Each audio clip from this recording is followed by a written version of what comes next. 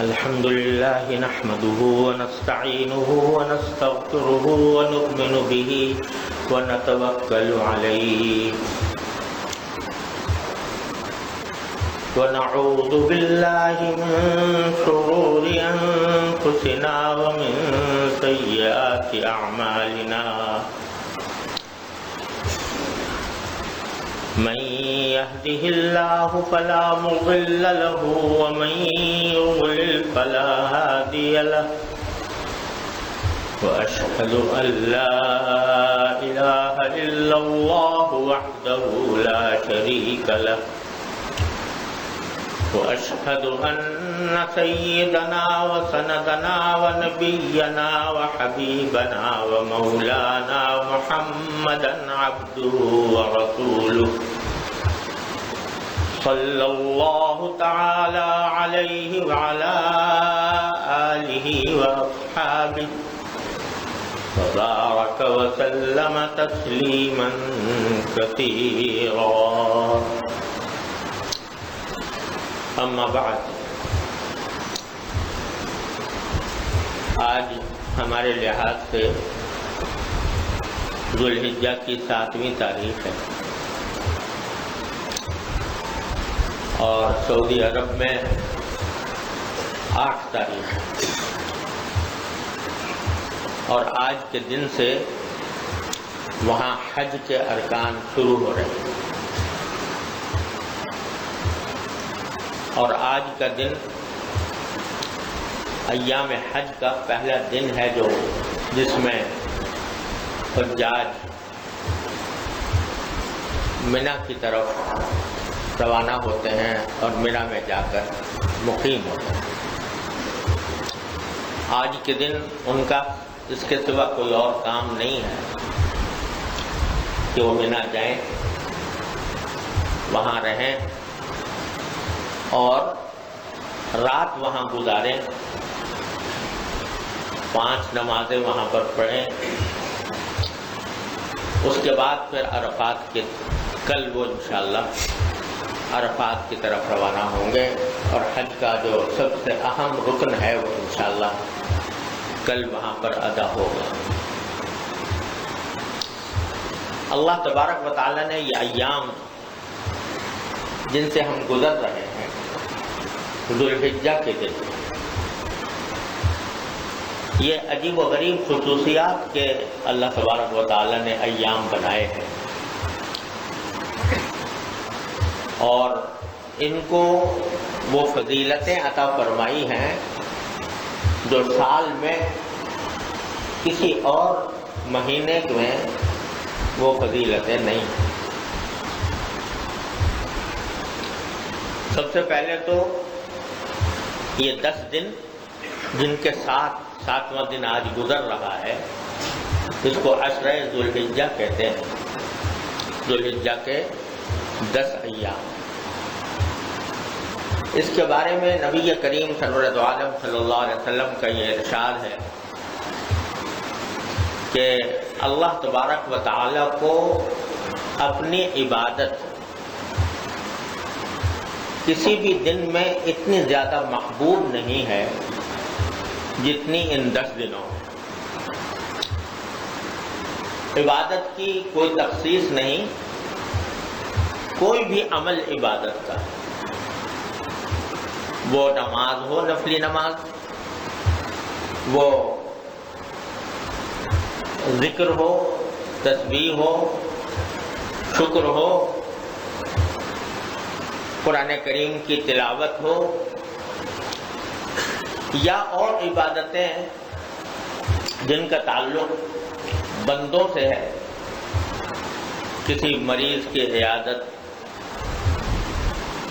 کسی مریض کی بیمار پرسی، صدقہ خیرات، کسی کی مدد کر دینا، کسی ایسے شخص کو جو کسی پریشانی میں مبتلا ہے اس کی پریشانی دور کرنے کی کوئی تدبیر کر دینا، یہ سب عبادتیں۔ اور ان دنوں میں 10 ایام میں اللہ تبارک و تعالی نے یہ فضیلت رکھی ہے کہ جتنا محبوب اللہ تعالیٰ کو ان دنوں میں اپنی عبادت ہے، کسی اور دن میں اتنے عبادت محبوب نہیں۔ تو ایک خصوصیت تو اس عشرے کی یہ ہے جس کے ابھی چند دن باقی ہیں، اللہ تعالیٰ ہمیں ان سے فائدہ اٹھانے کی توفیق عطا فرمائے۔ دوسری خصوصیت ان ایام کی یہ ہے کہ ان میں کچھ عبادتیں ایسی مقرر کی گئی ہیں جو انہی ایام کے ساتھ خاص ہیں، دوسرے دنوں میں وہ کام کیے جائیں تو کوئی عبادت نہیں۔ مثلا ایک بات جو ان ایام کے ساتھ مخصوص کی گئی ہے وہ یہ کہ ایک دن کا روزہ ایک سال کے روزوں کے برابر قرار دیا گیا، ایک رات کی عبادت شب قدر کی عبادت کی طرح قرار دی گئی ہے۔ ایک ایسی حدیث میں جو متعدد طرق سے مروی ہے، اگرچہ سند کے اعتبار سے زیادہ مضبوط نہیں ہے لیکن متعدد طریقوں سے، یہاں تک کہ ایک مرتبہ رسول کریم صلی اللہ علیہ وسلم سے کسی صحابی نے پوچھا کہ یا رسول اللہ، آپ نے فرمایا کہ ان 10 دنوں میں عبادت اللہ تعالیٰ کو سب سے زیادہ محبوب ہے، تو کوئی عمل جو اس کے علاوہ دنوں میں کیا جائے وہ اس دن کے برابر نہیں ہو سکتا، تو کیا اگر کوئی شخص جہاد فی سبیل اللہ کرتا ہے، اللہ کے راستے میں جہاد کرتا ہے، تو کیا وہ بھی آج ان دنوں کی عبادت کے برابر نہیں ہو سکتا؟ تو آپ نے فرمایا کہ ہاں، سوائے اس کے کوئی شخص اپنی جان قربان کر دے، اس کے علاوہ کوئی عبادت اس کے برابر نہیں ہو سکتی۔ تو روزے کی کا ایک سال کے برابر روزے کا ثواب اللہ تبارک و تعالیٰ ان دنوں میں عطا فرماتے ہیں۔ اور اسی طرح ایک عبادت ہے تکبیر، یعنی اللہ جل جلالہ کی بڑائی بیان کرنا، تکبیر کہنا، اللہ اکبر لا الہ الا اللہ واللہ اکبر وللہ الحمد۔ یہ تکبیر اللہ تعالیٰ نے ان دنوں کے ساتھ ایسی مخصوص کی ہے کہ چلتے پھرتے اٹھتے بیٹھتے آدمی کے زبان پر یہ تکبیر رہے۔ اور صحابہ کرام رسول کریم صلی اللہ علیہ وسلم کی تعلیمات کی روشنی میں ان دنوں میں کثرت سے تکبیر کہا کرتے تھے۔ ایک تکبیر تو تکبیر تشریق ہے جو واجب ہے، وہ 9 ذی الحجہ سے شروع ہوگی صبح کے فجر کے وقت سے، اور 13 ذی الحجہ کی شام تک عصر تک جاری رہے گی۔ وہ تو واجب ہے، یعنی ہر نماز فرض کے بعد اللہ اکبر لا الہ الا اللہ اکبر وللہ الحمد، یہ تکبیر تشریق کہلاتی ہے۔ یہ تکبیر کرنا اس وقت تو واجب ہے، اور اس میں اختلاف ہے کہ یہ صرف مردوں کے لیے ہے یا عورتوں کے لیے بھی ہے۔ ہمارے حضرت والد ماجد رحمۃ اللہ علیہ کا فتویٰ یہ تھا کہ عورتوں پر بھی ہے، اور نماز کے بعد ان کو بھی 9 ذی الحجہ سے لے کر 13 ذی الحجہ تک ہر نماز کے بعد تکبیر کہنی چاہیے۔ فرق یہ ہے کہ مرد آپ بلند آواز سے کہیں اور عورتیں آہستہ سے کہیں، آہستہ کہیں، اور یہ تو واجب ہے، 9 تاریخ سے شروع ہو۔ لیکن اور دنوں میں جیسے آج کا دن گزر رہا ہے یا دوسرے دن گزرے ہیں، ان کے اندر بھی تکبیر اور تحلیل، اللہ کی بڑائی بیان کرنا اور اللہ تعالیٰ کی توحید کا ذکر کرنا، اللہ اکبر لا الہ الا اللہ، اس کی فضیلت احادیث میں آئی ہے۔ اور صحابہ کرام کا یہ معمول نقل کیا گیا ہے کہ ان دنوں میں وہ تکبیر کثرت سے کہتے تھے، یہاں تک کہ حضرت عبداللہ بن عمر رضی اللہ تعالیٰ عنہ سے مروی ہے کہ وہ بازار میں نکلتے تھے اور ان دنوں میں اور بلند آواز سے کہتے تھے اللہ اکبر لا الہ الا اللہ اللہ اکبر وللہ الحمد، اور ان کی آواز سن کر دوسرے لوگ بھی تکبیر کہتے تھے اور یہاں تک کہ بازار گونج اٹھتا تکبیروں سے۔ صحابہ کرام کی یہ سنت آج کل متروک ہوتی جا رہی ہے، ہم لوگ صرف 9 ذی الحجہ سے جو تکبیر تشریق کہتے ہیں، لیکن اور اوقات میں چلتے پھرتے اٹھتے بیٹھتے زبان پر تکبیر ہونی چاہیے۔ یہ بھی ایک عمل خیر ہے جو ان دنوں کے ساتھ موجود ہے، اور دنوں میں بھی آدمی اگر کہے تو کوئی مذائقہ نہیں ہے، لیکن ان دنوں میں خاص طور پر اس کی فضیلت ہے کہ چلتے پھرتے اٹھتے بیٹھتے آہستہ آواز سے یا بلند آواز سے دونوں طرح جائز ہے اور یہ تکبیر کہتے ہیں۔ تو ایک تو یہ خصوصیت اللہ تعالیٰ نے رکھی، اور حدیث میں آتا ہے کہ حضرات صحابہ کرام رضی اللہ تعالیٰ عنہم اجمعین جب حج کے لیے جاتے تھے، حج کا احرام باندھتے تھے، اور آج مینا جیسے جا رہے ہیں، تو ان کے حق میں سب سے بڑا ذکر جو سب سے زیادہ فضیلت ہے وہ لبیک اللہم لبیک، لبیک اللہم لبیک لبیک لا شریک لک لبیک ان الحمد والنعمت لک والملک لا شریک لک۔ تو بعض صحابہ کرام تلبیہ کثرت سے پڑھتے تھے اور بعض صحابہ کرام تکبیر کہتے تھے، اللہ اکبر لا الہ الا اللہ واللہ اکبر وللہ الحمد۔ جو تلبیہ پڑھ رہا ہے اس کے اوپر بھی کوئی نکیر نہیں کی جاتی تھی، جو تکبیر پڑھ رہا ہے اس کے اوپر بھی کوئی نکیر نہیں کی جاتی۔ اب جو حضرات حج میں موجود نہیں ہیں، جیسے ہم لوگ حج میں نہیں جا سکتے، تو ان کے لیے لبیک اللہم لبیک کا کلمہ تو نہیں ہے، یہ حاجیوں کے ساتھ مخصوص ہے، لیکن دوسری چیز اللہ اکبر لا الہ الا اللہ واللہ اکبر وللہ الحمد، یہ تکبیر ہم لوگوں کے لیے بھی ہے، اور اس طرح اللہ تبارک و تعالیٰ نے اپنے فضل و کرم سے ہمیں حاجیوں کے ساتھ ایک نسبت عطا فرما دی ہے۔ وہ 2 قسم کے ذکر کر رہے ہیں، ایک لبیک اللہم لبیک اور ایک تکبیر، اور ان لوگوں کے ساتھ ہمیں بھی اللہ تبارک و تعالیٰ دور رہنے والوں کو بھی اللہ تعالیٰ اس طرح نوازتے ہیں کہ بھئی وہ تم تلبیہ تو پڑھ نہیں سکتے لیکن یہ تکبیر کہہ سکتے ہو، تو جب اللہ تبارک و تعالیٰ کی رحمت کی ہوائیں ان اپنے حجاج کے اوپر چلیں گی تو انشاءاللہ اللہ تبارک و تعالیٰ ہمیں بھی محروم نہیں فرمائیں گے۔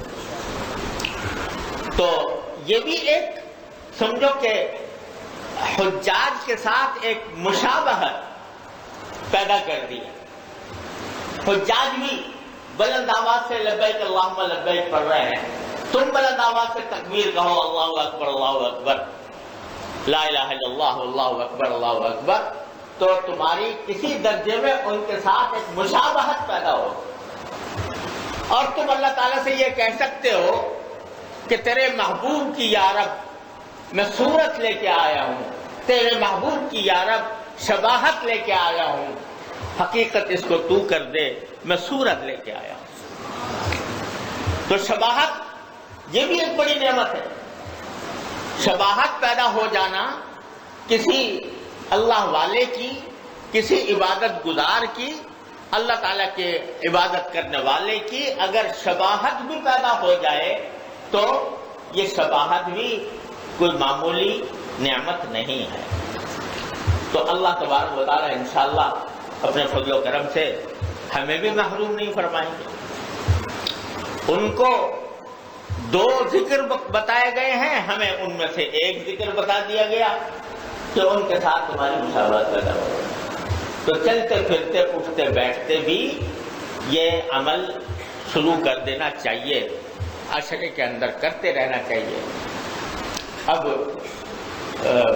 یوں سمجھو کہ 2 ہی دن باقی ہیں، لیکن ان 2 دنوں کے اندر بھی اگر ہم اس کا اہتمام کر لیں، چلتے پھرتے اٹھتے بیٹھتے گھروں میں، گھر سے باہر نکلتے ہوئے یہ تکبیر کہتے رہنا چاہیے۔ ایک خصوصیت تو اس ذی الحجہ کے مہینے کی یہ ہے۔ دوسری خصوصیت یہ ہے کہ اللہ تبارک و تعالیٰ نے ان ایام میں حج مشروع فرمایا۔ یہ حج کی عبادت بھی عجیب و غریب عبادت ہے، اور جو میں بتا رہا ہوں کہ ان ایام کے ساتھ خاص عبادتیں ہیں، ان کا کے پیچھے جو مقصد نظر آتا ہے واللہ سبحانہ عالم، وہ یہ کہ بندے کے دل میں یہ بات بٹھا دی جائے کہ جب اللہ جل جلالہ کی عبادت کرنی ہو تو عقل کو پیچھے ڈال دو، اپنی جو عقلی گھوڑے ہیں ان کو پیچھے ڈال دو، اتباع اپنے عقل کی نہیں کرنی، اتباع اپنی خواہشات کی نہیں کرنی، اتباع اللہ تبارک و تعالیٰ کے حکم کی کرنی ہے۔ اب یہ حج کی عبادت جو ہے، یہ ساری کی ساری اللہ تبارک و تعالیٰ نے اسی کام کے لیے رکھی ہے۔ پہلی بات تو یہ کہ جتنے کام حج میں کیے جاتے ہیں، آج منا گئے ہیں تو عقل سے سوچو تو کوئی مقصد سمجھ میں نہیں آتا۔ آج منا کیوں گئے؟ بھئی اچھے خاصے حرم شریف کے پاس رہ رہے تھے، مسجد حرام کے ارد گرد حاجیوں کا ڈیرا تھا، اور وہاں مسجد حرام کی نمازیں ہو رہی تھیں۔ مسجد حرام کی نماز کوئی معمولی بات ہے، 1,00,000 نمازوں کا ثواب، ایک نماز میں 1,00,000 نمازوں کا ثواب مل رہا تھا۔ جب توفیق ہو رہی تھی طواف کر رہے تھے بیت اللہ شریف، اور کچھ نہیں تو بیٹھے ہوئے دیکھ رہے تھے بیت اللہ کو۔ بیت اللہ کو دیکھ لینا بھی ثواب، اور بھی کچھ نہ کرے آدمی، صرف حرم میں بیٹھ کر بیت اللہ شریف کو تکا کرے، دیکھتا رہے بس، تو دیکھنا بھی ثواب۔ وہاں کی نمازیں 1,00,000 کے برابر ہو رہی تھی، طواف کا موقع مل رہا تھا۔ طواف کے دوران جو قدم اٹھتا ہے بندے کا، طواف کے دوران ہر قدم پر گناہ معاف ہوتے ہیں، درجات بلند ہوتے ہیں۔ وہ سب کام ہو رہے تھے۔ بیت اللہ اور کوئی بیچارہ زیادہ کچھ نہیں کر سکتا، بیٹھا ہوا ہے حرم میں، لیکن بیت اللہ کو دیکھ رہا ہے، تو ہر نظر جو پڑ رہی ہے بیت اللہ کے اوپر، اس پر مستقل اجر مل رہا ہے۔ یہ سارے کام ہو رہے تھے، حاجی وہاں پر بیٹھے ہوئے تھے۔ اب کیا حکم ہوا کہ نہیں، نکلو یہاں سے، مسجد حرام کو چھوڑو، بیت اللہ کو چھوڑو، طواف کو چھوڑو، اور جاؤ جا کے مینا میں قیام کرو۔ بھئی کیا کریں وہاں میں مینا میں قیام کر کے؟ کچھ بھی نہیں، کوئی کام نہیں، بس وہاں جا کر 5 نمازیں پڑھنی ہے، ظہر کی، عصر کی، مغرب کی، عشاء کی، فجر کی، بس۔ نہ اس دن کوئی شیطان کو وہ کنکری مارنے کا دن ہے، نہ اس میں کوئی اور عبادت مشروع ہے، جا کے رہ پڑو وہاں۔ ارے بھائی عقل سے اگر سوچے آدمی، کیا حرج تھا ہم بیت اللہ میں بیٹھے رہتے، اور جب عرفات جانے کا وقت آتا تو عرفات کے وقت عرفات چلے جاتے، بیت اللہ کے فیوز سے مستفید ہوتے رہتے، بیت اللہ کے انوار اور برکات سے حاصل کرتے رہتے۔ نہیں، یہ چھوڑو، جا کے مینا میں قیام کرو، 5 نمازیں وہاں جا کے پڑھو۔ کیا بتلایا اس عمل سے؟ کہ ارے بیت اللہ میں یا مسجد حرام وغیرہ میں اپنی ذات میں کچھ نہیں رکھا، جو کچھ فضیلت ہے وہ ہمارے حکم میں ہے۔ جب ہمارا حکم تھا کہ بیت اللہ کے پاس جاؤ تو بیت اللہ کی فضیلت ہی مل رہی تھی، اس کے انوار حاصل ہو رہے تھے، اس کے برکات مل رہے تھے۔ لیکن اب ہمارا حکم یہ ہے کہ چھوڑ دو اس کو، بیت اللہ کو چھوڑ کر میرا ملا جاتا مقیم ہو جاتا۔ آج سارے حاجی اس طرح کر رہے ہیں۔ جو روزانہ وہاں پر بیٹھے ہوئے طواف کر رہے تھے، روزانہ بیت اللہ مسجد حرام کی نمازیں پڑھ رہے تھے، وہ سب چھوڑ چھاڑ کر مینا کے وادی میں جا کے مقیم ہو گئے ہیں۔ کیوں ہو گئے؟ یہ بتانے کے لیے، یہ سکھانے کے لیے کسی چیز میں اپنی ذات میں کوئی تقدس نہیں، تقدس ہمارے حکم میں ہے۔ جس وقت جس بات کا حکم ہو تقدس اسی میں حاصل ہوتا ہے۔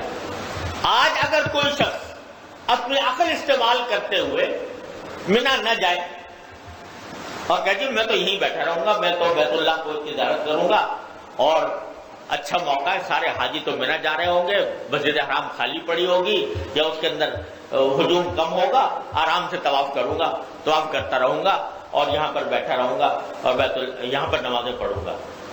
اگر کوئی شخص اپنی عقل سے یہ کام کرے یا اپنی خواہش سے یہ کام کرے تو بجائے فائدہ ہونے کے، ثواب ہونے کے بجائے الٹا ترک سنت کا وبال ہوگا۔ تو کیا بتایا جا رہا ہے کہ دین نام نہ تو عقل کی پیروی کرنے کا نام ہے، نہ خواہشات کی پیروی کرنے کا نام ہے۔ ہماری خواہش ہے کہ بیت اللہ کے پاس بیٹھیں، ہماری خواہش ہے کہ بیت اللہ کو دیکھیں، ہماری خواہش ہے کہ بیت اللہ کا طواف کریں، لیکن کاف نہیں، اس خواہش کو چھوڑو، مینا جاؤ، وہاں جا کے پڑھ جاؤ۔ تو یہ پہلا سبق آج کے دن کے لیے اللہ تبارک و تعالیٰ نے یہ عطا فرمایا۔ کل کو جائیں گے عرفات، وہاں سے یہاں پر بھی نہیں ٹھہرنا، عرفات جانا ہے۔ اب بتاؤ 30 لاکھ کا مجمع ہے، وہ پہلے مکے سے منتقل ہوا مینا، اور مینا سے اب کہا جا رہا ہے عرفات جاؤ اور وہاں جا کے ہم سے مانگو، وہاں جا کے دعائیں کرو، ذکر کرو، تسبیح کرو، تلاوت کرو، مانگو، کھڑے ہو جاؤ اور کھڑے ہو کے مانگو۔ وقوف عرفات، وہاں جا کے وقوف عرفات، بھئی دعائیں مانگنی تھی نا، تو اللہ تبارک و تعالیٰ یہیں مینا میں جب چلو 30 لاکھ کا مجمع وہاں سے منتقل ہو کر مینا میں آ گیا تھا، تو یہیں کر لیتے جو کچھ کرنا تھا، یہیں وقوف کر لیتے، یہیں پر دعائیں کر لیتے، یہیں پر ذکر و اذکار کر لیتے۔ کہا نہیں، چھوڑو اس کو، اور اب جاؤ عرفات، عرفات جا کے وہاں جا کے دعائیں مانگو، وہاں جا کے ہمیں پکارو، وہاں ہماری رحمتیں وہاں نازل ہوں گی۔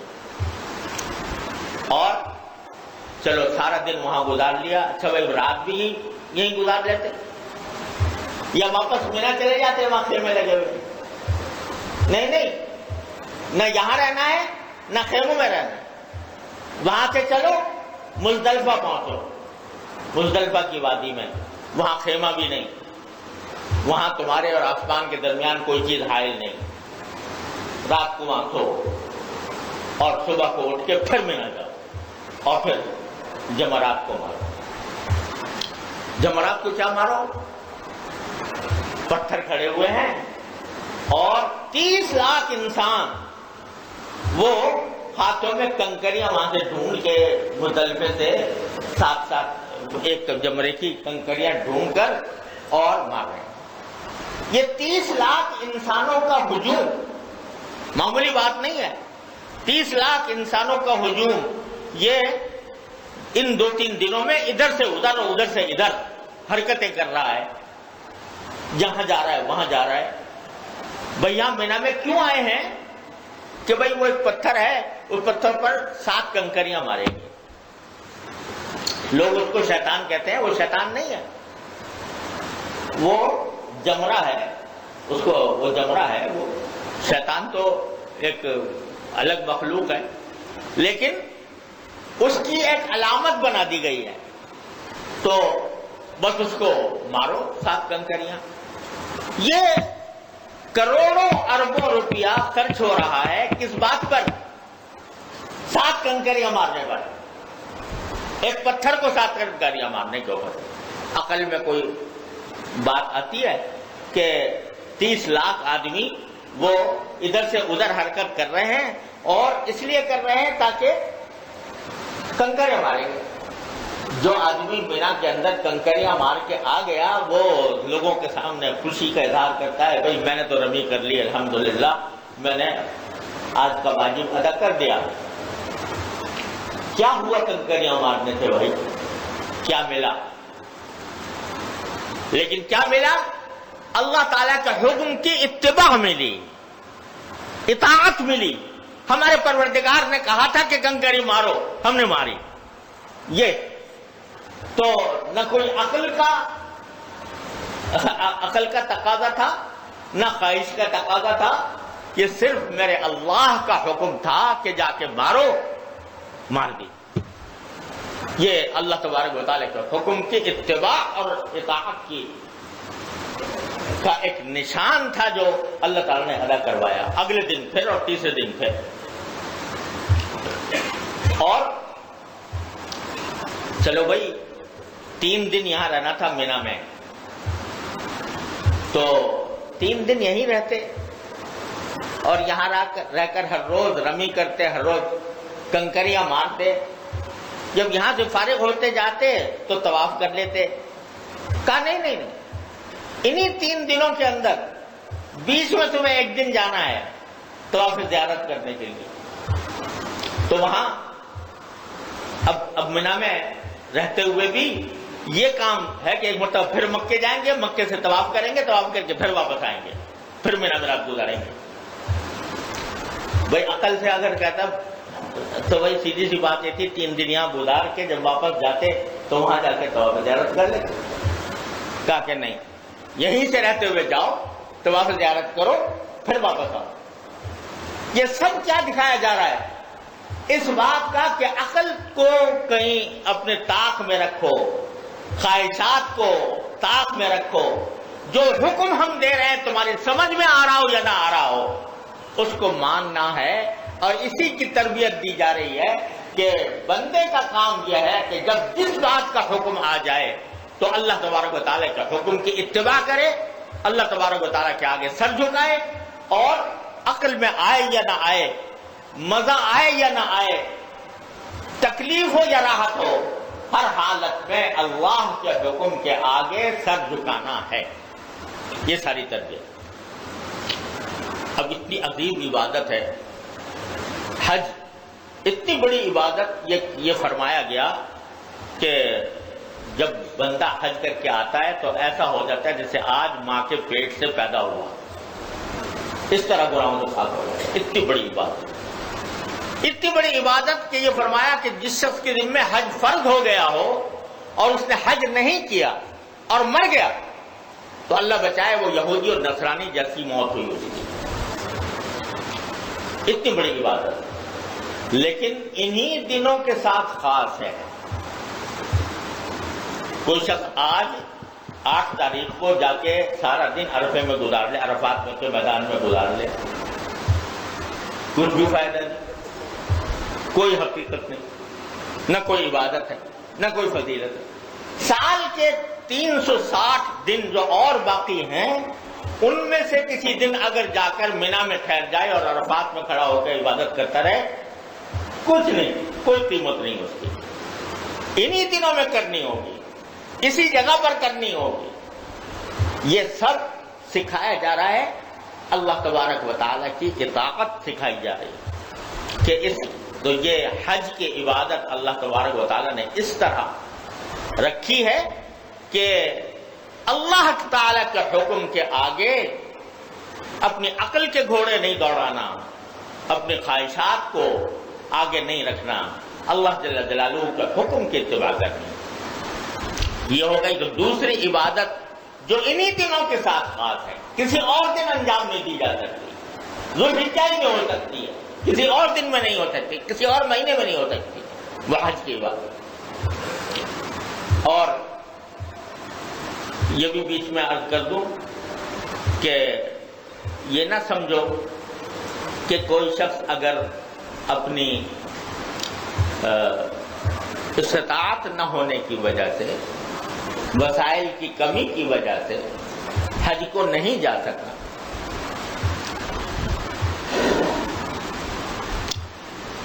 تو بعض اوقات انسان کو حسرت ہوتی ہے کہ بھائی جو مالدار لوگ ہیں وہ حج کو چلے جاتے ہیں، حج کی عبادت انجام دے دیتے ہیں اور حج کے فضائل حاصل کر لیتے ہیں۔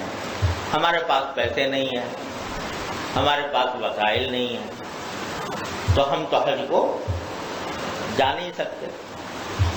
کیونکہ حج کو نہیں جا سکتے، لہذا ان کے دل میں حسرت ہوتی ہے کہ اگر ہمارے پاس بھی پیسے ہوتے، ہمارے پاس بھی وسائل ہوتے تو ہم بھی حج کو چلے جاتے اور ہم بھی وہ فضیلت حاصل کر لیتے۔ تو خود سمجھ لیجئے، کیا اللہ تبارک و تعالیٰ کو ایسا سمجھا ہے کہ وہ صرف مالداروں ہی کو اپنی نعمتوں سے نوازیں اور غریبوں کو نہ نوازیں؟ غریبوں کو کے اوپر رحمتیں نازل نہ کریں، صرف ان مالداروں پر کریں جو حج کی استطاعت رکھتے ہو؟ یہ ممکن ہے کہ اللہ تبارک و تعالیٰ صرف مالداروں کے اوپر رحمتیں نازل فرمائیں، غریبوں پر نہ فرمائیں؟ یہ نہیں ہو سکتا۔ لیکن یہ ہے کہ اگر کسی شخص کے اندر طاقت نہیں ہے حج کرنے کی اور دل میں ارمان رکھتا ہے، دل میں اس کی حسرت ہے اور دل میں اس کے یہ افسوس ہے کہ میں اپنی تنگ دامنی کی وجہ سے میں حج کرنے پر قادر نہیں ہوں، تو اللہ تبارک و تعالی ممکن نہیں ہے کہ اس کو محروم کر دیں۔ اس کی یہ حسرت، اس کی یہ تمنا، یہ حسرت اور یہ تمنا بھی اللہ تبارک و تعالیٰ کے ہاں بہت بڑی قیمتی چیز ہے اور اللہ تعالیٰ اس کو بھی نوازتے ہیں اپنے فضل و کرم سے۔ لیکن یہاں میں ایک بات جو شاید پہلے بھی میں نے عرض کی ہے لیکن اس کو یاد دلانے میں کوئی حرج نہیں ہے، جب بندہ کتنا ہی مفلس ہو، کتنا ہی غریب ہو، لیکن وہ اگر دل میں حج کی تمنا رکھتا ہے، خواہش رکھتا ہے، شوق ہے، تو اس کا کچھ مظاہرہ عملی طور پر کرے۔ کیا کرے؟ کہ وہ مثلا ایک تھیلی بنا لے جس میں مہینے میں جتنا ہو سکے پیسہ اس میں ڈال دے، 1 روپیہ ہی ڈال دے، 2 روپے ڈال دے، 5 روپے ڈال دے، جتنا اس کی استطاعت ہے، اور یہ سمجھے کہ یہ میں نے پیسے اپنے حج کے لیے رکھے ہوئے ہیں، جب اللہ تبارک و تعالیٰ اس میں برکت دیں گے تو اس وقت میں حج کر لوں گا۔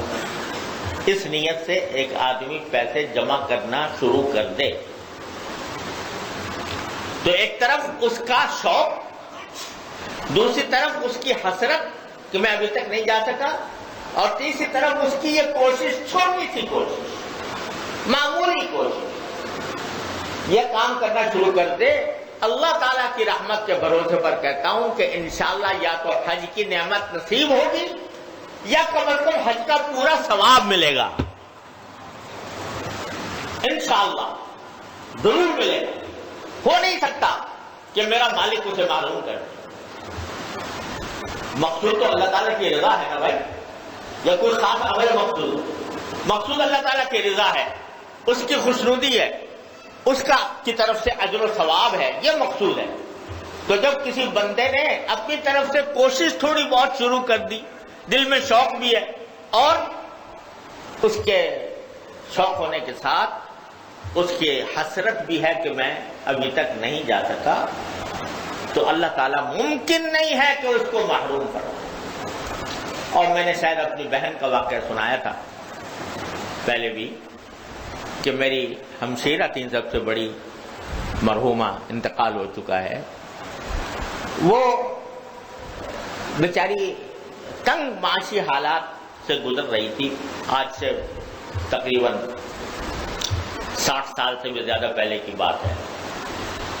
تو ایک دن انہوں نے میرے والد ماجد رحمۃ اللہ علیہ سے عرض کیا کہ ابا جی حج کرنے کو بہت دل چاہتا ہے، اس کا بڑا شوق ہے۔ تو حضرت والد صاحب رحمۃ اللہ نے ان سے فرمایا کہ تمہیں شوق ہے؟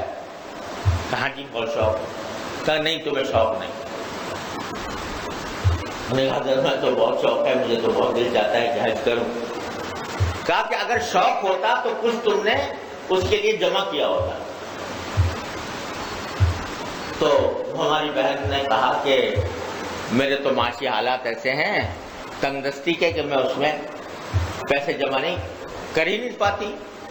کہا کہ تم کیا ایک آنا، اس زمانے میں ایک آنا بھی کوئی حقیقت رکھتا تھا، ایک آنا نہیں جمع کر سکتے روزانہ یا مہینے میں؟ کہا کہ اتنا تو کر سکتے ہو۔ کہا کہ پھر بناؤ ایک ایسا لفافہ بناؤ جس میں جتنا ہو سکے تو جمع کرو، اور اگر وہ جمع ہو گیا اتنا کہ جس سے حج کر سکو تو انشاءاللہ حج ہو جائے گا، اور اگر نہ بھی کر سکی تو اللہ تعالیٰ تمہیں انشاءاللہ حج کا ثواب دیں گے۔ یہ ان سے کہہ دیا، بات آئی گئی ہو گئی۔ یعنی اب ہماری بہن نے شاید کوئی دل پر لگ گئی، انہوں نے کچھ ارادہ کر لیا اور کچھ جمع کرتی رہی ہوں گی، والد صاحب کو پتہ بھی نہیں۔ یہاں تک کہ ابھی ان کی عمر 34 سال تھی کہ اسی میں ان کا انتقال ہو گیا۔ تو جب ان کے سامان کو دیکھا گیا تو اس میں سامان میں ایک کپڑے کی ایک تھیلی نکلی جس میں لکھا ہوا تھا حج کے پیسے، حج کے پیسے وہ جمع کر رہی۔ کھولا تو اس میں کل 65 روپے نکلے،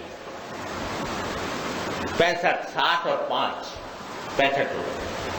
حضرت والد صاحب کے سامنے آیا تو والد صاحب کی آنکھوں میں آنسو آ گئے، اور آپ نے فرمایا کہ دیکھو میں نے کسی وقت سے کہا تھا، اس اللہ کی بندی نے پیسے جمع کرنے شروع کیے، 65 روپے جمع کر یہ انتقال ہو۔ تو حضرت والد صاحب رحمۃ اللہ علیہ نے ان کی طرف سے حج بدل کروایا، وہ 65 روپے بھی، اور ساتھ میں شاید اپنی طرف سے کچھ اضافہ کر کے حج بدل کروایا۔ حج بدل ان کا ہو گیا۔ اسی دوران حضرت والد صاحب رضی اللہ عنہ حج کے لیے خود تشریف لے گئے، میدان عرفات میں بیٹھے ہوئے تھے۔ عرفات کے میدان کے اندر ذکر میں، تسبیح میں مشغول تھے۔ بیٹھے بیٹھے کچھ آنکھ لگ گئی، جیسے بعض اوقات قنوت کی ستاری ہوتی۔ اس آنکھ لگنے میں ہماری بہن کو دیکھا، اس آنکھ لگنے کے دوران کہ جبل رحمت جو عرفات کا پہاڑ ہے اس کے اوپر چڑھ رہی ہیں، اس کے اوپر چڑھ رہی ہیں۔ یہ آنکھوں سے انہوں نے بین النوم والیقظہ، نیند اور بیداری کے درمیانی حالت میں یہ منظر دیکھا۔ اللہ تبارک و تعالیٰ نے امید یہ ہے اللہ تعالیٰ کی رحمت سے جو ان کا حج قبول فرما دیا۔ پتہ نہیں ان کی روح آئی تھی یا کیا ہوا تھا، اللہ ہی جانے، لیکن ہو گیا۔ تو یہ نہ سمجھو کہ جو حج کو چلے گئے بس وہی اللہ تعالیٰ کی رحمت کے مستحق ہیں، اور وہی اللہ تبارک و تعالیٰ کی رحمتوں کے مورد ہیں۔ یہاں رہتے ہوئے 2 کام ایسے ہیں جو کر لیں تو انشاءاللہ اس رحمت کے گھٹاؤں میں جو حاجیوں پر برسیں گی انشاءاللہ ہم آپ بھی شریک ہو سکتے ہیں۔ ایک حسرت کہ بھئی وہ چلے گئے، میں رہ گیا۔ وہ کسی شاعر نے کہا تھا کہ جب مدینے کا مسافر کوئی پا جاتا ہوں، جب مدینے کا مسافر کوئی پا جاتا ہوں، حسرت آتی ہے کہ پہنچا میں رہا جاتا ہوں۔ تو یہ حسرت اللہ تعالیٰ کے ہاں یہ حسرت بھی بڑی قیمتی ہے، اور اللہ تبارک و تعالیٰ اس حسرت کے اوپر بھی اجر و ثواب عطا فرماتا ہے۔ اور دوسرے اپنے حد تک کوشش حج کرنے کی۔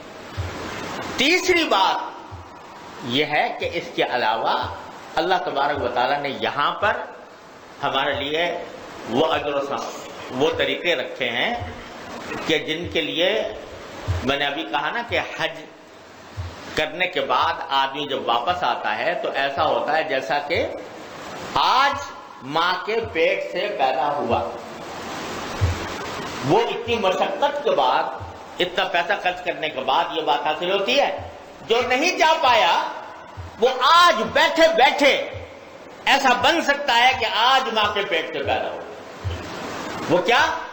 صدق دل سے توبہ کر لیا اللہ تعالیٰ کے بعد. صدق دل سے، سچے دل سے ایک مرتبہ اللہ تعالیٰ کے سامنے 2 رکعت پڑھ کے توبہ کر لے. یا اللہ، میں نے میری ماضی کے اندر جو کچھ مجھ سے گناہ ہوئے ہیں، اللہ میں ان سب سے آپ کی بارگاہ میں توبہ کرتا ہوں، اور آپ کی بارگاہ کے اندر توبہ کر کے عزم کرتا ہوں کہ ارادہ کرتا ہوں، پکا ارادہ کرتا ہوں کہ آئندہ اپنی زندگی آپ کی رضا کے مطابق گزاروں گا.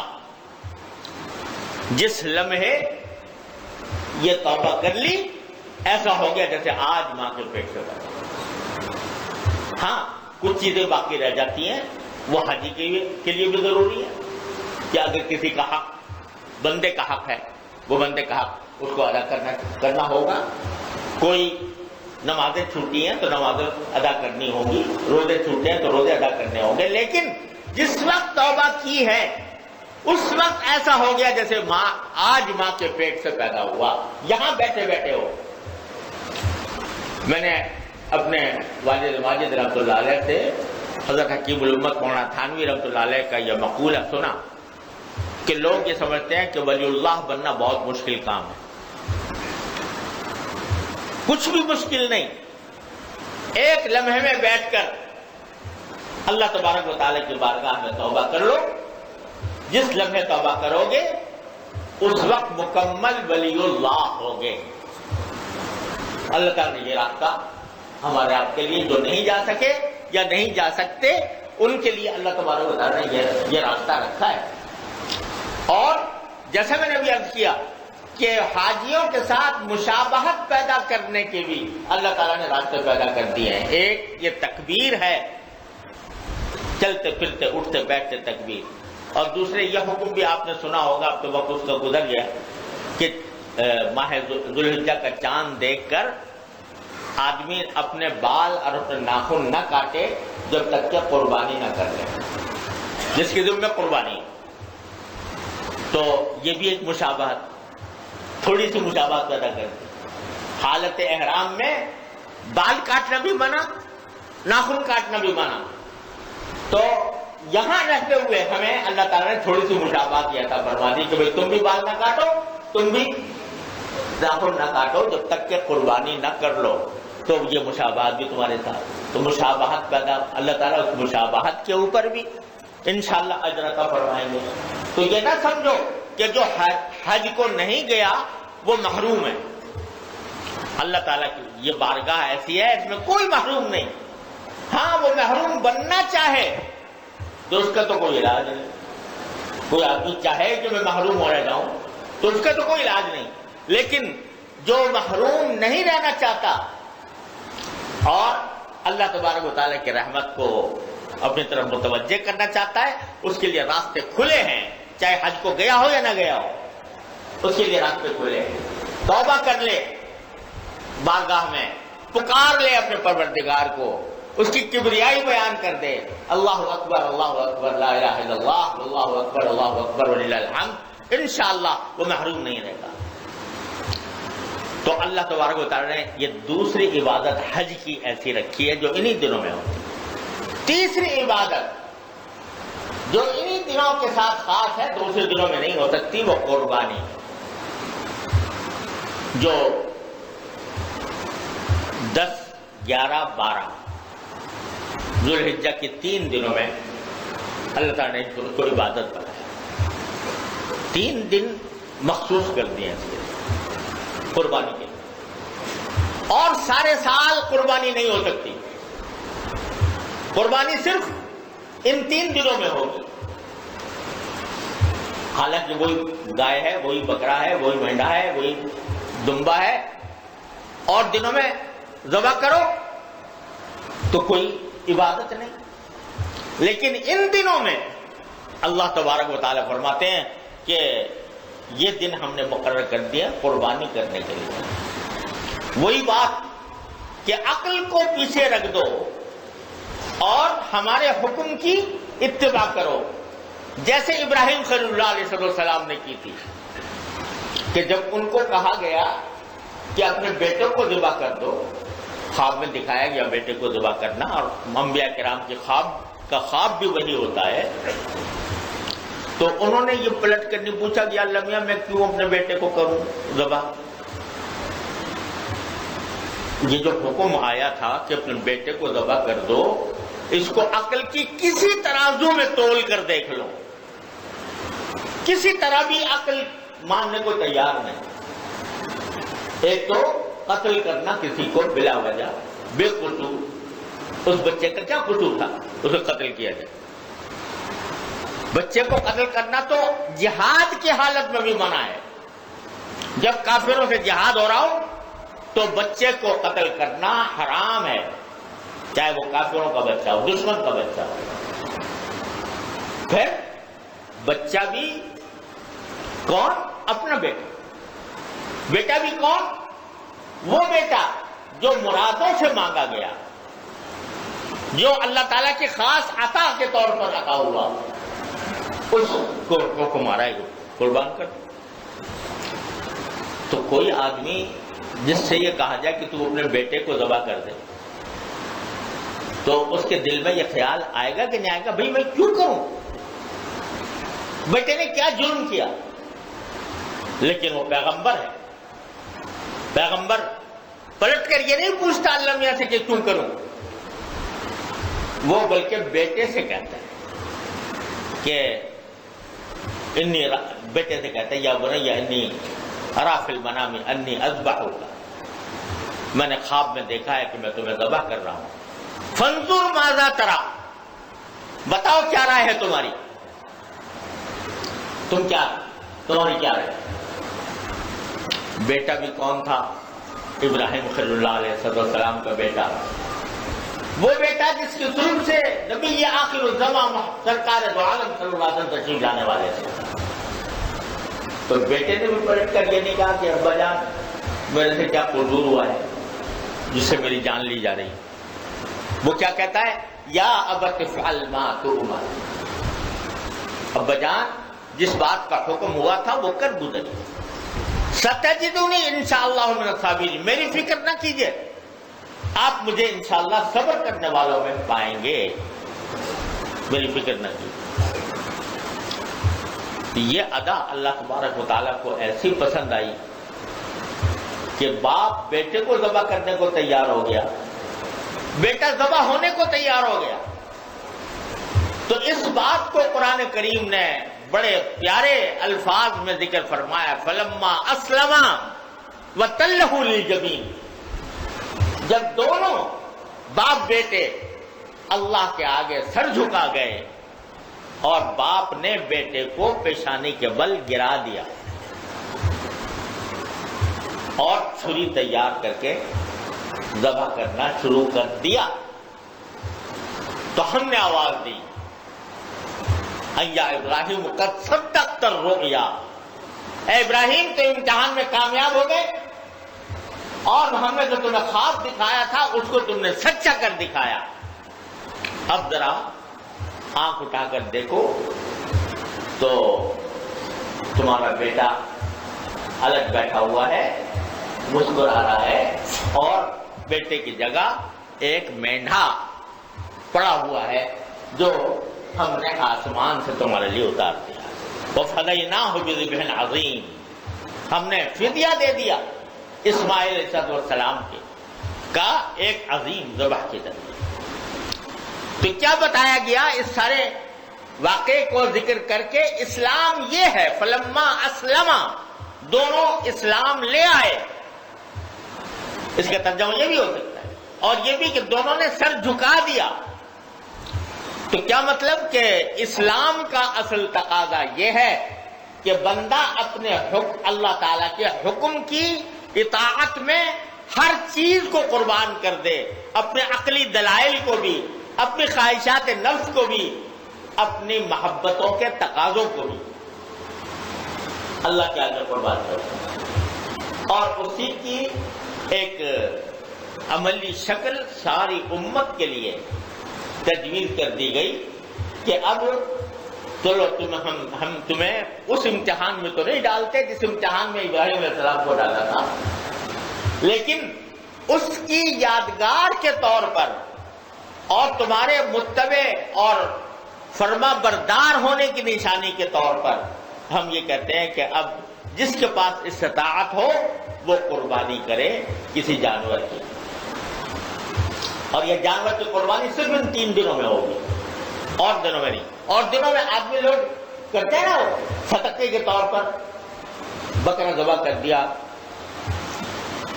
اور صدقہ کر دیا اس کا گوشت، وہ صدقہ ہے، وہ قربانی نہیں ہے۔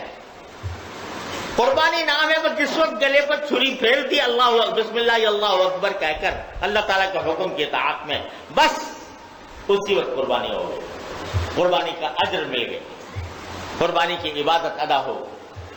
اب گوشت سے قربانی کا کوئی سروکار نہیں، گوشت خود کھا لو، دوسروں کو کھلا دو، غریبوں کو کھلا دو، بہت اچھی بات، لیکن قربانی اسی وقت ادا ہو جاتی ہے جب کوئی شخص بسم اللہ یا اللہ اکبر کہہ کر ذبح کر دے، جس کا مصنون طریقہ یہ ہے کہ جانور کو قبلہ رو لٹائے، جانور کی گردن قبلہ رو ہو، اور اس وقت بندہ یہ کہے کہ ان صلاتی و نسکی و محیایا و مماتی للہ رب العالمین، اور بسم اللہ اللہ اکبر کہہ کر ذبح کر دے، بس قربانی ہو گئی۔ اب کھال الگ کر دو، گوشت اس کا کاٹ لو، خود کھا لو، دوسروں کو کھلا دو، اس کا قربانی سے کوئی تعلق نہیں، قربانی بس گلے پر چھری پھیر کر ادا ہو گئی۔ یہ صرف 3 دنوں میں ہو سکتا ہے۔ یہ بھی کیا بتایا جا رہا ہے کہ جب ہم نے کہا اس وقت یہ قربانی ہو گئی، اور سال کے اور دنوں میں کرو گے کچھ نہیں، قربانی کا کوئی ثواب نہیں۔ ان دنوں میں فرض واجب قربانی کرو اس کا بھی ثواب، نفلی کرو اس کا بھی ثواب۔ تو اللہ تبارک و تعالیٰ نے یہ عبادت انہی دنوں کے ساتھ خاص کر کے یہ بتا دیا کہ اصل چیز ہمارے حکم کی اتباع ہے۔ آج لوگ کہتے ہیں کہ بھائی قربانی کرنے سے کیا فائدہ، جتنے پیسے قربانی پر خرچ کر رہے ہیں وہ غریبوں کی امداد کے اوپر خرچ کر دیں۔ تو یہ اسی فلسفے کی بات ہے جو میں عرض کر رہا ہوں کہ اصل چیز یہ نہیں ہے کہ عقل سے تمہاری کیا سمجھ میں آ رہا ہے، اصل چیز یہ ہے کہ ہمارے حکم کی اتباع ہو۔ اور جب بندہ اس بات کا عادی بن جاتا ہے کہ اللہ کے حکم کے آگے نہ اپنی عقل چلائے، نہ اپنی خواہشات کو دیکھے، نہ اپنی محبتوں کے تقاضوں کو دیکھے، تو وہ صحیح معنی میں بندہ بنتا ہے۔ جب بندہ بن جاتا ہے تو پھر وہ ساری مخلوق کے ساتھ انصاف کرتا ہے، وہ کسی کے ساتھ لڑتا جھگڑتا نہیں ہے، وہ کسی کے ساتھ بدسلوکی نہیں کرتا، وہ پھر غریبوں کی امداد بھی کرتا ہے، وہ ناداروں کا بھی بھی دیکھ بھال کرتا ہے۔ جب اس کے دل میں اللہ کی عظمت اور اس کے حکم کی اتباع کا جذبہ پیدا ہو گیا تو سبھی کچھ ہو جاتا ہے۔ یہ اس کا ایک راستہ ہے قربانی، اور یہ بھی انہی دنوں کے ساتھ مخصوص کر دیا اللہ تعالیٰ نے۔ تو اتنی عظیم عبادتیں ہیں جو ان ایام کے اندر انجام پا رہی ہیں، ان کی قدر پہچاننے کی ضرورت ہے۔ اللہ تعالیٰ ہمیں اپنے اس کی اپنے فضل و کرم سے ہمیں قدر پہچاننے کی توفیق عطا فرمائے۔ اب یہاں 1-2 غلط فہمیوں کو بھی دور کر دوں تو اچھا ہوگا۔ ایک بات یہ جو آج کل بکثرت اس کا سوال کیا جاتا ہے کہ حدیث میں عرفے کے دن روزہ رکھنے کی فضیلت آئی، اور ایک حدیث میں رسول کریم صلی اللہ علیہ وسلم کا یہ ارشاد منقول ہے کہ آپ نے فرمایا کہ عرفے کے دن کے روزے کے بارے میں مجھے اللہ جل جلالہ سے یہ امید ہے کہ وہ 1 سال پہلے کے اور 1 سال بعد کے گناہوں کا کفارہ ہو جاتا ہے۔ 2 سال، 1 سال پہلا اور 1 سال آنے والا، دونوں سالوں کا کفارہ بن جاتا ہے، یعنی اس میں جو گناہ ہوتے ہیں ان کا کفارہ بن جاتا ہے۔ اس کا مطلب یہ نہیں ہے کہ حقوق العباد کا بھی کفارہ بن جاتا ہے، بلکہ معنی یہ ہے کہ اللہ کے حقوق سے متعلق جو گناہ ہوئے ہیں ان کا کفارہ اس سے ہو جاتا ہے. اور اس میں بھی زیادہ تر علماء کا رجحان یہ ہے کہ صغیرہ گناہوں کا کفارہ ہوتا ہے، کبیرہ کا بغیر توبہ کے نہیں ہوتا. لیکن بہرحال فضیلت ہے ایک بہت بڑی عرفے کے روزے. تو بعض اوقات کیونکہ ہمارے ملک کی رویت، چاند کی رویت مختلف ہوتی ہے سعودی عرب کے ہاں، تاریخیں مختلف ہوتی ہیں. آج ہمارے ہاں 7 ذوالحجہ ہے، سعودی عرب میں 8 ہے، اور کل ان کے ہاں 9 ہوگی، یعنی وہ عرفے کا دن ہوگا، ہمارے 8 ہوگا. تو بعض سے لوگ یہ سوچتے ہیں اور یہ سوال بھی بکثرت کیا جاتا ہے کہ آیا روزے کی فضیلت عرفات کی وجہ سے ہے کہ جس دن حاجی عرفات میں ہیں اس دن، وہ دن تو کل ہی آنے والا ہے، تو اس کی وجہ سے ہے، یا 9 ذی الحجہ کی تاریخ کی وجہ سے. تو اس میں سمجھ لیجیے کہ صحیح بات یہ ہے کہ 9 ذی الحجہ کی تاریخ کی وجہ سے. وہ جب ہمارے افق کے حساب سے، ہمارے ملک کے حساب سے جس دن جو 9 ذی الحجہ آئے گی اس دن وہ فضیلت انشاءاللہ حاصل ہوگی. اگرچہ سعودی عرب میں عرفات کا دن ایک دن پہلے گزر گیا ہو. اس کی وجہ یہ ہے کہ جہاں تک عرفے کا تعلق ہے، عرفات میں صحابہ کرام حاجیوں کے وقوف کا تعلق ہے، تو اس میں عرفے کے دن حاجیوں کے لیے روزہ رکھنا کوئی فضیلت کا کام نہیں حاجیوں کے، بلکہ اس میں کسی قدر علماء نے کراہت کا قول بھی رکھا ہے، جس کی وجہ یہ ہے کہ عرفات میں آدمی کو چاہیے کہ وہ تازہ دم ہو کر جائے، نشاط کے ساتھ عبادت کرے، نشاط کے ساتھ وقوف کرے. روزے کی حالت میں تھکا ہوا ہوگا تو وہ وہاں وقوف صحیح طریقے سے نہیں کر سکے. اور یہی وجہ ہے کہ جناب سرور کونین صلی اللہ علیہ وسلم نے جب حج فرمایا عرفات کے دن، تو صحابہ کرام کو پتہ نہیں تھا کہ آپ نے روزہ رکھا ہوا یا نہیں. تو بعض صحابہ نے یہ دیکھنے کے لیے کہ آپ نے روزہ رکھا ہے نہیں، آپ اونٹنی پر سوار تھے، آپ کے پاس پانی کا ایک پیالہ بھیجا پینے کے لیے، اور بعض روایت میں دودھ کا پیالہ بھیجا. تو وہ آپ نے پیالہ لے کر اونٹنی پر بیٹھ کر سب کے سامنے پیا، یہ بتانے کے لیے کہ میں روزے سے نہیں ہوں. تو عرفات میں جو لوگ حج کے دوران عرفات جاتے ہیں ان کے لیے روزہ رکھنا اتنا فضیلت والا نہیں ہے. ہاں کوئی اللہ کا بندہ ایسا ہو جو روزے کی مشقت بھی برداشت کر لے اور عرفات کے وقوف کو بھی صحیح طریقے سے ادا کر دے، وہ مستثنا ہے، اس کے لیے جائز ہے عرفات میں روزہ رکھنا. لیکن عام حالات میں عام آدمیوں کے لیے کوئی اس میں فضیلت نہیں ہے. آپ نے خود نہیں رکھا، لوگوں کے سامنے دکھایا کہ میں نے روزہ رکھا ہوا نہیں، لہذا عرفے کی وقوف سے اس روزے کا تعلق نہیں. اس روزے کا تعلق کس سے ہے؟ عید سے پہلے والے دن، یعنی 9 ذوالحجہ.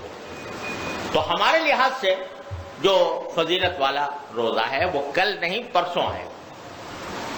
ایک بات تو یہ غلط فہمی دور کرنی تھی. دوسری بات یہ کہ قربانی جو ہے وہ لوگ یہ سمجھتے ہیں کہ مثلا شوہر نے کر لی تو بیوی کی طرف سے بھی ہو گئی، بیوی نے کر لی شوہر کی طرف سے بھی ہو گئی، باپ نے کر لی بیٹوں کی طرف سے بھی ہو گئی. بعض لوگوں کو یہ خیال ہوتا ہے، ایسا نہیں ہے. ہر وہ شخص جو صاحب نصاب ہے اور قربانی کی طاقت رکھتا ہے، یعنی اس کے قبضے میں اپنی ضروریات اصلیہ سے زیادہ 52.5 تولہ چاندی کی مقدار اس کے پاس موجود ہے، تو قربانی اس کے ذمہ ہے. اگر باپ کے پاس بھی ہے، بیٹے کے پاس بھی ہے، تو باپ کی بھی قربانی، بیٹے کی بھی قربانی. شوہر کے پاس بھی ہے، بیوی کے پاس بھی ہے، تو شوہر پر تو قربانی بھی ہے۔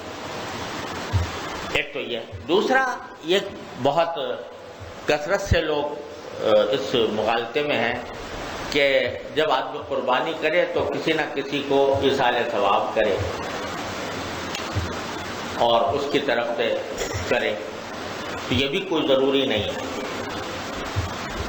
اگر کوئی شخص فریضہ ادا کر رہا ہے، فرض ادا کرنے کا ایصال ثواب میں شک ہے، لیکن نفلی قربانی اگر کوئی کر رہا ہے تو اس میں جتنوں کو چاہے ثواب میں شریک کر سکتا ہے۔ اپنے والدین کی طرف سے کر لے، اپنے سارے اعزاء اقربا کی طرف سے کر لے، ایک ہی جانور میں 10 20 30 40 50 جتنے آدمیوں کو شامل کرنا چاہے کر سکتا ہے۔ رسول کریم صلی اللہ علیہ وسلم نے ایک مینڈا قربان فرمایا پوری امت کی طرف، پوری امت کی طرف۔ سرکار دو عالم صلی اللہ علیہ وسلم کی رحمت دیکھیے کہ جتنی امت کے لوگ آپ کے وقت موجود تھے یا آگے آنے والے تھے، سب کی طرف سے قربانی کی آپ نے ایک مینڈے کے ذریعے۔ تو معلوم ہوا کہ ایک جانور کے اندر بھی ایصال ثواب میں کئی کئی لوگ شریک ہوتے ہیں۔ ایک آدمی قربانی ایک ہی کی طرف سے ہوگی، بکرا ایک ہی طرف سے ہوتا ہے، لیکن وہ ایصال ثواب جتنوں کو چاہے کر سکتا ہے، نفلی قربانی اور فریضہ قربانی جو ہے اپنی طرف سے ادا کرنا ہے۔ تو بھائی یہ ایام بہرحال اللہ تعالیٰ کی عظیم عبادتوں کے دن ہیں۔ جو باتیں میں نے ابھی عرض کی ہیں، اللہ تبارک و تعالیٰ اپنے فضل و کرم سے ان پر عمل کرنے کی توفیق عطا فرمائے اور ان ایام سے صحیح فائدہ اٹھانے کی توفیق عطا فرمائے۔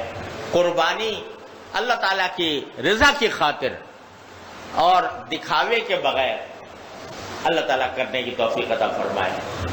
اور بھائی آخری بات یہ بھی ہے کہ جس طرح قربانی ضروری ہے اور گلے پر چھری پھیر کر قربانی ادا ہوتی ہے، یہ تو ہے ہی اپنی جگہ، لیکن اس کی وجہ سے ایسی گندگی پھیلانا جس سے لوگوں کو تکلیف ہو،